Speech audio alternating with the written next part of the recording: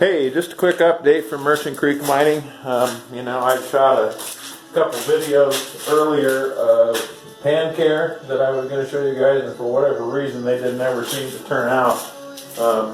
We're going to try it one more time here. Basically what I'm going to do is let you guys know what I do with my gold pans and maybe give you a couple tips on what you can do with a new pan or pans that you already have. After so many years, there's not a lot you can do with them, but the first few years you have a gold pan, I think it's important to touch them up going into the season. So we're going to do some of that here. Before we get started, I guess I would just say, as far as the plastic pans go with the injection molding, there's always going to be a certain amount of oils on the plastic.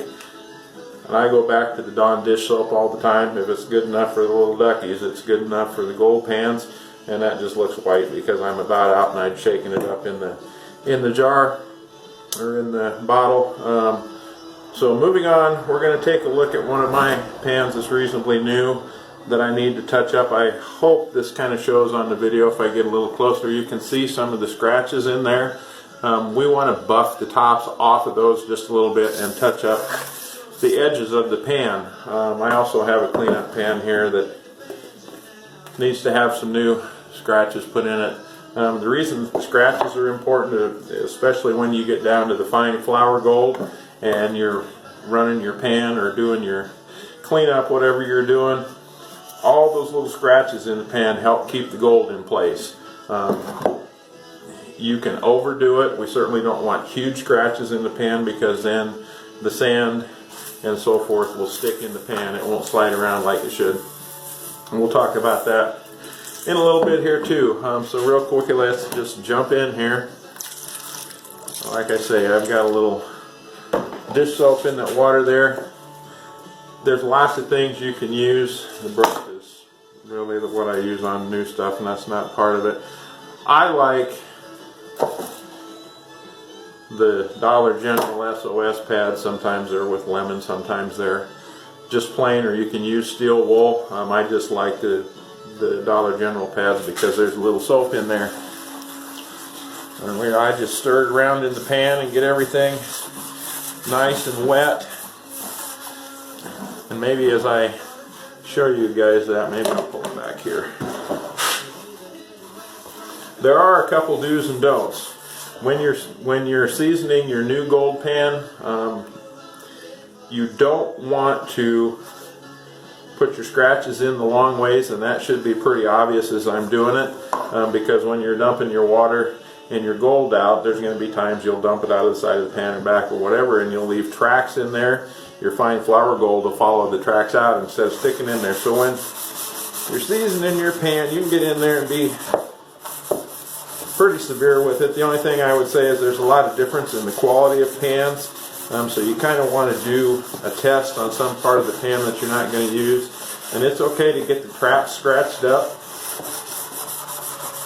That's why I like the steel wool, because it does a pretty good job of putting scratches in it. Like we say, we just want real fine scratches. Same way with the bottom.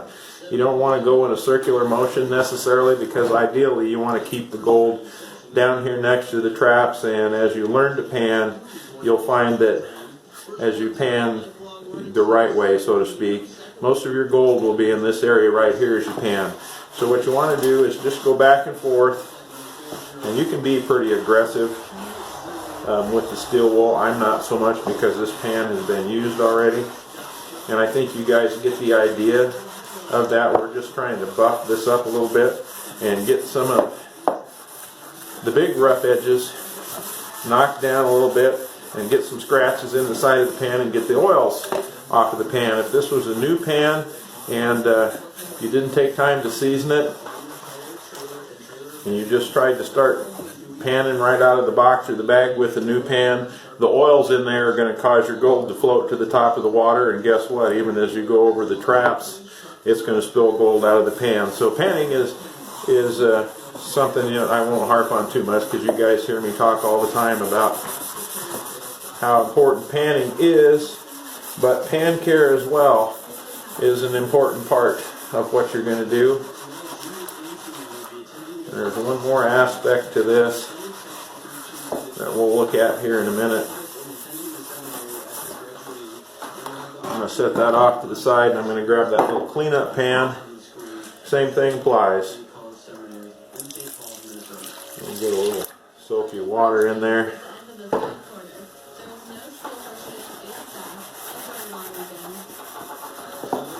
And we're going to cut some little scratches in the side. The cleanup pans, you certainly don't want to overdo it. Usually the bottoms have a rough surface in a lot of them when you buy them anyway. A couple of the things that I don't think you should use, like the copper chore boys and stuff, and as you guys have watched me, you can see how big a scratches that would put in the pan. You don't want the big scratches in the pan because then it's going to hold the black sands in the pan as well. Throughout the course of the summer, when I'm panning or running Goldie or whatever it is and running my checks, I a lot of times have one of those little sponges with the kind of fiber chore boy on it to just go in there and knock the top edges off my pan. That works pretty well if you've got a pan that you've got seasoned real good. It also does a good job of cleaning out all those little cracks and scratches that you've put in there. And I'm not going to go through the whole thing. The other thing I like to do, especially in my cleanup pans, and I don't know how much difference this really makes, but I dump in a little baking soda just because it's abrasive. And you can probably hear it scratching on the bottom of the pan now.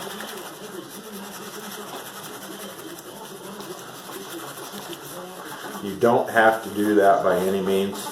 That's just something that I found works pretty good in the cleanup pans to help clean them up, get the leftover gunk, if there's any, out of the scratches in the pan, and give it a real fine new set of scratches in the bottom of the pan. One of the things that won't work very well is one of those plastic chore boys. There's all kinds of things that you can do with that. As far as regular cleaning, I again use the cheap Dollar General dish pads, just the sponge pads, and get in there and clean it up real good. And I'm not going to rinse these out right at the moment here, just to speed the video up a little bit so it doesn't get so long. And then I'm going to go ahead and clean up my other pans real quick. But you can see why I like the SOS kind of pads. It mixes with the Dawn, and it'll get your pans really clean. So for the moment, the other thing that I like to do now, if I had rinsed that pan out, I usually set it out in the sun and let it dry. I'm not going to do that here today, obviously, but what you want to do, some fine gravel or sand or whatever, go ahead and dump it in your pan after you've made your little marks in there, and then you can get pretty rough with just sliding the sand back and forth in the pan. That'll eventually